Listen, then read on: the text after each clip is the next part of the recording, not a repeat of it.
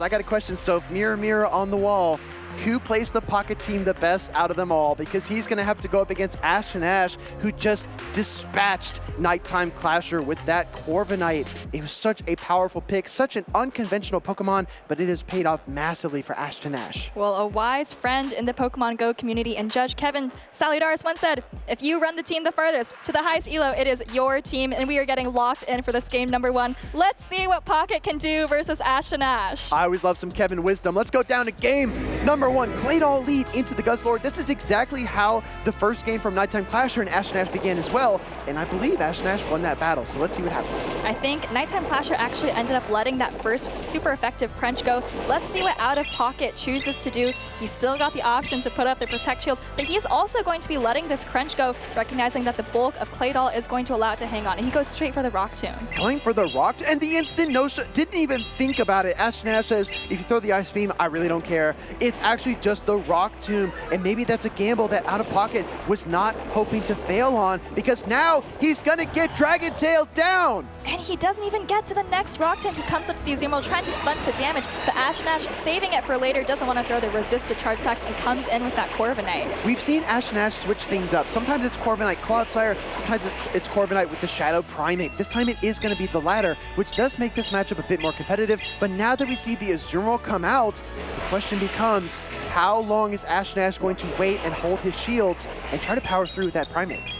Well, Shadow Primate needs a ton of shields, so I wouldn't be surprised to just see him let this Corviknight just absorb every charge attack that this Azumarill has to throw. He is already at a Sky Attack of his own. Gonna throw that just before OutOfPoket reaches the next Ice Beam. Ashtonash was bold enough to lead his Dragon Claw Guzzlord into an Alolan Sandslash Azumarill team against Nighttime Clasher. He does the same thing twice here against Pocket, and it works. Now we see the Corviknight on the field getting to the Iron Head, but pristine timing by OutOfPoket to throw the foul play. Trying to get this energy off before Corviknight has a chance to throw its own, and Ashtonash actually letting the Corviknight go down with all the energy, trying to save shields for the Primate, just like we said, but Pocket is just a tiny bit ahead on energy. Is this going to allow him to ever land a foul play? He's a tiny bit ahead, but he also is just by default behind, because it's going to be 4 Karate Chops to each of the Rage Fists and 5 Shadow Claws to each of the foul plays. But look at the foul play, or excuse me, the Shadow Claw damage. It's actually shredding through this Primate. The Primate is getting very, very low, but let's not forget, I'm pretty sure the Guzzlord has a charged attack loaded. So Ashtonash potentially still has some play here and actually comes in throwing the Dragon Claw before Pocket has a chance to react. Peekaboo, here comes Guzzlord with the Dragon Claw off of the swap. Ashtonash is able to take that final protection away from OutOfPoket, and the Sableye is it the Dazzling Gleam, but holds the energy, and Shadow Claws all the way down. Tons of energy on the Sableye, but it does lose charge attack priority to this Primate, and all the energy is going to go down the drain. Now Pocket just has the Azumarill. Oh my goodness. A glimmering hope for Shadow Sableye is snuffed out by this furious Primate, and it still has a Protect Shield to hide behind, so it looks like Ashtonash is going to punch his way through game number 1. And the Shadow Primate coming through yet again for Ashtonash, paired with that Corviknight, by the way, which was, picked to be Ashtonash's MVP pick. And look at the offensive pressure on that Primate, just powering through OutOfPoket's team. Primate does what we expect fighting-type Pokemon to do. It can put in so much work against Cradily, against Alolan Sandslash, against Dark-type Pokemon, but against Azumarill is probably one of the most inspired things that I've seen, and that's part of the reason that Pokemon GO is such a different competitive format versus the video game series or even the trading card game, because fighting-type Pokemon like Primate can find openings when they're at a massive HP advantage, a massive typing disadvantage, and they just find ways because of that neutral and sometimes stab attack. And we haven't seen Primate played by a ton of NA players, but we have seen a couple of trainers top cut with it, of course, including Ashtonash. And it's just doing so much damage and really showcasing why this team from Ashtonash is unique, but it works so well against the core meta. Just a reminder to everybody, normally we would be playing a best of 3, and another win for Ashtonash would advance him into the grand finals. However, we are in a best of 5, and so you actually pointed out something incredible before we started our cast. This is actually a rematch, is it not? Yeah, it's a rematch from NAIC 2024. Pocket, of course, the reigning NAIC champion, and Ashtonash, the reigning NAIC runner-up. But we're already getting into the game, too. Let's not relive our past history. We've got exciting games right here in Atlanta. I think that Ashtonash is looking to write a new chapter after losing to Pocket at NAIC in the grand finals. Going to go ahead and throw a Rage Fist into the Claydol swap in, but how does he respond? I couldn't see the final Pokemon in the back. Looks like he's got the Corviknight and the Azumarill. And after chipping down this Claydol, Ashtonash brings in the Azumarill again. Azumarill is a great sponge for this Rock Tomb damage, but it's also going to be dealing super effective bubbles against this Claydol. Bubbles are adding up. Rock Tomb is looking to slow that down just a little bit against the opposing Claydol. And now we are going to see the Azumarill overcharging energy, potentially going to throw an Ice Beam, actually going to let another Rock Tomb through. And Ashtonash, I think, is looking for the full bubble farm down, but after all of these debuffs, I'm not sure how useful that energy is going to be against whatever Pocket brings in. So he is going for the farm down. Claydol continuing to mudslap away. And this Azumarill, you know, if we didn't cap at 100 energy, I think it'd be to almost 200. Gonna go ahead and throw a Play Rough now into the opposing Azumarill. Ashtonash trying to get as much utility out of this Pokemon as he possibly can, and it's already made waves. Play Rough does connect. Do we see? Oh, actually just swaps instantly into that Shadow Primeape. And Shadow Primeape ahead energy can be so powerful, but look at how chipped this Primeape already is. I think from those mud slaps earlier in the game, still, you know, making an impact later here. And Rage Fist coming through here, gonna start buffing the attack of the Primeape, but these bubbles are adding up really quickly as Pocket fires an Ice Beam. Bubbles are adding up, but so are those Karate Chops. Going for a slight undercharge, maybe Out of Pocket figures, if he doesn't shield, I can bubble down and try to get an energy lead, but Ashtonash does shield. It feels like his Shadow Primeape has taken the lion's share of his shield this entire tournament, and that trend continues. It's done the lion's share of the damage as well, though, so those investments are definitely paying off. Look at how much that non-stab Rage Fist did to Azumarill, and it's going to be landing another Rage Fist against Sableye. Pocket is forced to shield. Normally, as a Dark-type Pokemon, Sableye would not need to respect the Rage Fist, but after 2 buffs, it absolutely does. There is a healthy Corviknight and a weak Azumarill in the back.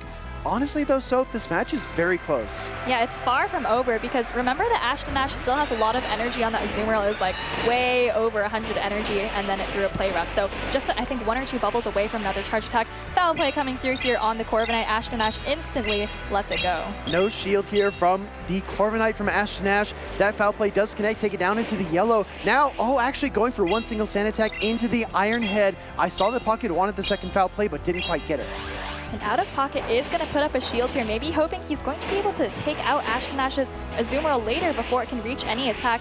Foul play coming through here, and I think if you're Ashtonash, you have to shield this up. Your Azumarill is way too low. It's going to get fast attacks down, so he does shield, wants to preserve this energy, and we'll have to see what he decides to do. Oh, and actually both players swap into the Azumarill. Yeah, I could see the foul play coming, and I think that both trainers were on the same train of thought, but I do think the HP difference is going to make a whole lot of difference because here comes the Ice Beam. Ashtonash trying not to give that Sableye much farm, and lets his Azumarill get super, super weak. However, if it already has the foul play, I do believe it wins the charge type party over the Corviknight. And that one Shadow Claw actually allowed Sableye to reach the foul play and outpace the Corviknight just there. I think Pocket realized that he could not take out that opposing Azumarill, got the exact amount of energy he needed, and is going to be able to take the second game in the series. Wow, Out of Pocket fighting back against Ashtonash with a team that almost feels like the perfect counter, the perfect archetype to defeat his team of 6, but Out of Pocket, I mean, he's not your NAIC champ for no reason at all, right? He's incredibly talented, and he's finding any opportunity to try to win this rematch. Yeah, he didn't get to World's top 6 by mistake. He hasn't made, I don't even know how many at this point, day 2s by mistake. He is definitely able to hang in there after taking a loss, and he's going to be looking to win 2 more games in the series before Ashtonash can do the same. Bubbling all the way down, a lot of utility out of the Azumarill and a lot of Protect Shield spent on the Shadow Primeape. Ashtonash tried to move his way through that matchup, but it really came down to the wire, and guess what? We're going to get a game number 3 right off the bat here. We've got that Shadow Primeape versus the Shadow Sableye. The offensive Pokemon are on the field here. Again, we're expecting to see Ashtonash probably invest in this Primeape, but look at how much damage those Shadow Claws are doing against the Primeape. Exactly right. Neutral Shadow Claws are tearing through because that Primeape has very little HP to boot. We're going to see that first Rage Fist get blocked by the Protect Shield. Out of Pocket builds up to about a foul play and a half before throwing his first one. And Ashtonash is shielding up this Primeape, but at this point you have to wonder how much value is he really going to get out of it, because it's already almost in the red. I think maybe just one more Shadow Claw will put it there, but he's actually able to pull the second shield from Pocket using both shields on these non-stab Rage Fists. And the swap here from Ashtonash to soak any energy onto his Azumarill, but this is looking a little bit precarious. Still 1 Protect Shield for Ashtonash in the back pocket. Sableye, and the swap on the Ice Beam, calling the charge attack. Out of Pocket is trying to widen the gap. Man, I have to say that Ice Beam catch felt so obvious. OutOfPoket had 100 energy on the Sableye. There is no universe where he's letting Ashtonash's Azumarill take it out when he has no shields in play. But great play from OutOfPoket, bringing in his own Azumarill to sponge the energy. I don't even know how many times we said that. Yeah, I think it just really speaks to OutOfPoket's experience, right? He knows, based on the context of the situation, exactly what to do, and maybe Ashtonash just blinked for just a moment, and that was enough for Pocket to find an opening. Gonna go and fire the play rough. And I believe that this is like the 20th or 25th Azumarill mirror match we've had this weekend. I mean, it's #1 for a reason, I guess. That's right, top in usage, and it's no coincidence because we see it brought onto the field so much. Nice switch from Ashtonash. He knows that Azumarill is going to be forced to throw these less efficient Ice Beams into the Corviknight. And that could have easily been a play rough as well, but Ashtonash does soak the Ice Beam. Great heads-up awareness by OutOfPoket. Now, this Shadow Sableye is going to spring into the battle and deploy a lot of the stored energy. Here comes the first foul play. I think the Sableye was at 100 energy, already has another foul play and a little bit extra to throw at this Corviknight. Foul play coming through. Ashtonash is going to throw a shield, put up a shield, and he's going to have to throw some energy at the Sableye if he doesn't want to take the last foul play. I think Ashtonash is just buckling under the pressure here. I think that, oh my goodness, Sableye again. Try, and try again. Here comes the third foul play, and this will be enough to bring down the Corviknight. And I was just saying, so I feel like Ashtonash is just getting overwhelmed by what OutOfPoket is doing here. We saw OutOfPoket getting overwhelmed by the Primeape earlier, but now it's Pocket's Sableye that is tearing through Ashtonash's team. Tons of energy on this Azumarill, and it's finally going to be able to take out the Sableye that has been such a menace. Ice Beam is going to connect. No Protect Shields remaining. Shadow Sableye goes down. We've got a healthy Drapion. Oh my gosh, just when you think you're making progress and you knock out a Pokemon, you see a Drapion come in at full strength. Play rough going to connect. I don't even recall, honestly, Soph, how much energy that Primeape has. And no shields left from OutOfPoket, so he is going to have to let this play rough through, but Drapion can take it. Primeape comes in, does not have a charge attack. Pocket going to be easily able to land this Aqua Tail, and still a lot of health and a lot of energy to deal with that Azumarill. A lot of health, a lot of energy. We see the Aqua Tail connect, and now swapping in, here comes a Crunch, and I think this is going to be all she wrote. OutOfPoket looking to win game #3. Extremely overwhelming win. I feel like that Sableye just had so much energy, did so much damage, and really it came down to Ashtonash giving Pocket an opening by switching in that Azumarill. If you switch in a dry Pokemon with no fast attack pressure, you're basically giving the opponent a free window to farm up a ton of energy, and that's exactly what we saw OutOfPoket do with the Sableye. I just want to mention as well how the series is developing. Game #1, we saw Ashtonash lead the Guzzlord into a Claydol, but again, where is Guzzlord? OutOfPoket just played Azumarill Double Dark with his Shadow Sableye, Shadow Drapion. Guzzlord was nowhere to be seen. So it almost feels like OutOfPoket is pivoting to a strategy that Ashtonash did not expect, and once he starts to make adjustments, it might be too late, and OutOfPoket might make another adjustment to try to stay ahead. It felt like Ashtonash had a great start to the series, but OutOfPoket is really kind of engineering a comeback. And here is that swap we were just talking about with the OutOfPoket, not only saving all the energy on Sableye, but also making a catch on his own Azumarill. And we see Ashtonash finally taking this Sableye off the field, but it absolutely did its job and more. And more. Aqua Tail coming through, Shadow Primeape going down, Azumarill coming out onto the field, and OutOfPoket really showing us how he's able to pivot and lean on different Pokemon throughout the tournament here in Atlanta. One thing I haven't seen him use very much is got to actually be that Cradily. I don't remember seeing Pocket play that Pokemon very often.